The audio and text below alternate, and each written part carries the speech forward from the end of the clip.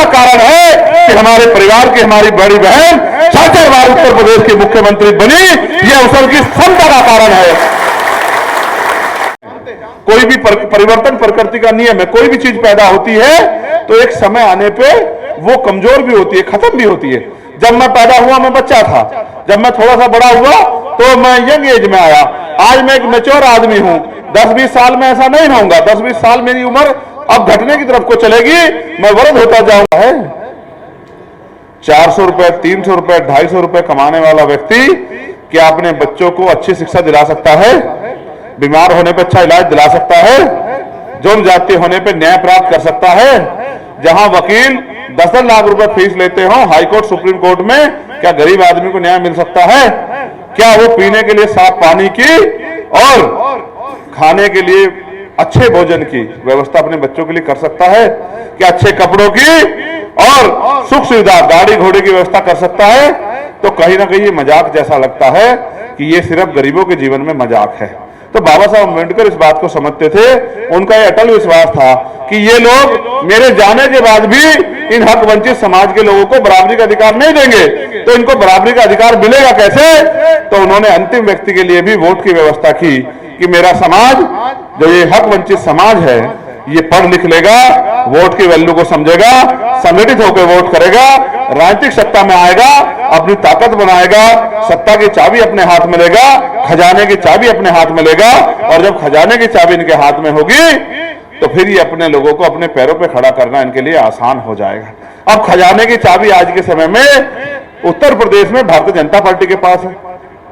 वो चाहे जिसका चाहे करोड़ों रुपए का लोन माफ कर दे, जिसको चाहे करोड़ों रुपए का कर्ज दे दें, जिसको चाहे नौकरी दे दें और जिसको चाहे नौकरी छीन लें, जिसके घर पे चाहे बुलडोजर चला दें और जिसको चाहे अपराधी को खुलेआम घूमने का मौका दे दें।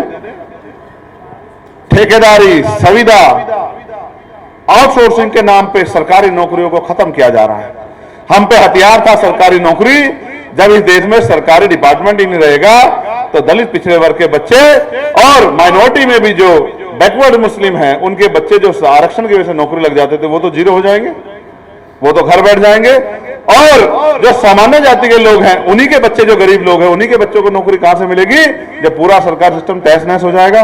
फिर रही बात आगे गरीबों के पास, हक वंचित समाज के लोगों पे ना जमीन है, ना उनको लोन मिलता है, ना उनके पास कोई रोजगार है, ना उद्योग धंधे हैं, तो वो इस देश में करेंगे क्या? इसलिए सरकार एक पॉलिसी लाई है कि भाई रोटी खाते रहो और बस धीरे धीरे अपने जीवन को जीते रहो।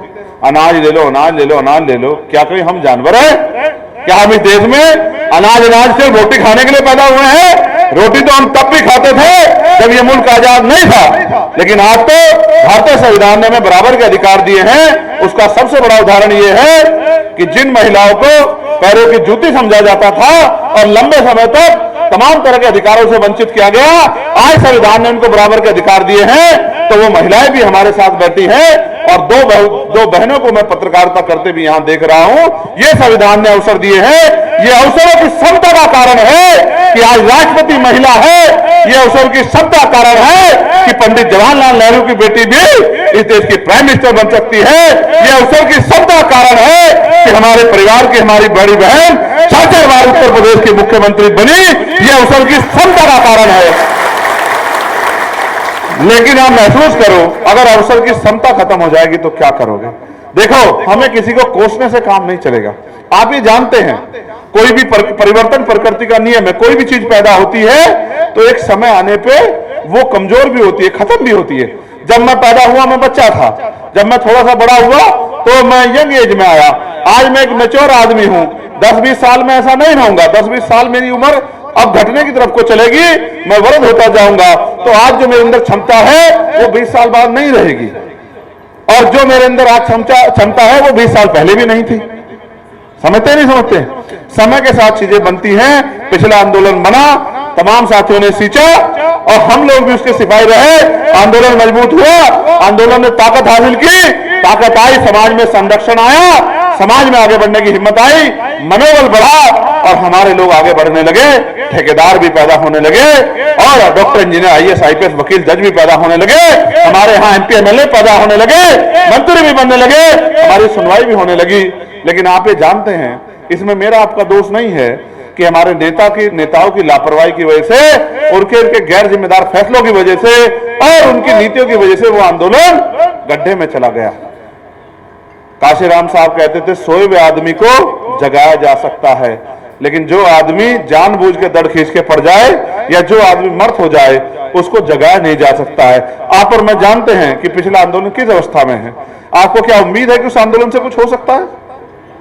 बताओ जितने लोग यहां बैठे, क्या हो सकता है उस आंदोलन से कुछ? और अगर नहीं हो सकता तो फिर मुझे यह भी बताओ, क्या उस आंदोलन के भरोसे अब समाज को छोड़ देना चाहिए? क्योंकि जुल्म जाति तो बढ़ रही है, हक पे लूट तो डाके तो पड़ रहे हैं। आप ये भी महसूस करो कि हम विचारधारा को मानने वाले लोग हैं, हम महापुरुषों की विचारधारा का आंदोलन चला रहे हैं, तो हमारे लिए व्यक्ति विशेष नहीं हो सकता, हमारे लिए विचार विशेष हैं। अगर हमारे लिए विचार विशेष हैं तो हमें आंदोलन की गति को रुकने नहीं देना चाहिए। और आज आप जानते हैं कि उत्तर प्रदेश या देश हो, पूरे देश में अगर कोई आंदोलन, वैचारिक आंदोलन चला रहा है तो वो भीम आर्मी आजाद समाज पार्टी के नेता और भीम आर्मी आजाद समाज पार्टी के लोग। देखो, सत्ता आती है चली जाती है, अगर वैचारिक शक्ति नहीं होगी, वैचारिक मूल्य नहीं होंगे तो फिर सत्ता कभी अस्थायी नहीं हो सकती है और सत्ता से किसी समाज को लाभ नहीं हो सकता है। उसका उदाहरण भी मैं बताता हूं। आज भाजपा में क्या दलित पिछड़े नेताओं की कमी? बहुत एमपी हैं उनके, बहुत एमएलए हैं। आरक्षण की वजह से जो सीटें हमें मिली हैं उन पे भाजपा के बहुत सारे नेता जीत के गए, मंत्री भी बना दिए गए। उदाहरण के तौर पे आगरा से जो हमारी एक बहन है उसको राज्यपाल भी बना, मिनिस्टर बना। एक हमारे कमिश्नर थे, उनका जी नहीं लगा कमिश्नरी करते हुए, उनको लगा कि भाई मुझे भी एमपी एमएलए बनना है, वो भी एमपी एमएलए बन गए और मंत्री भी बन गए। लेकिन क्या उनकी हिम्मत है कि इस परिवार के आगे आंसू पूछ दे? क्या इनके परिवार के पास बैठ के इनके आंसू पूछने की हिम्मत है? क्या यहाँ के कप्तान को, यहाँ के डीएम को, यहाँ के आईजी को, डीआईजी को, कमिश्नर को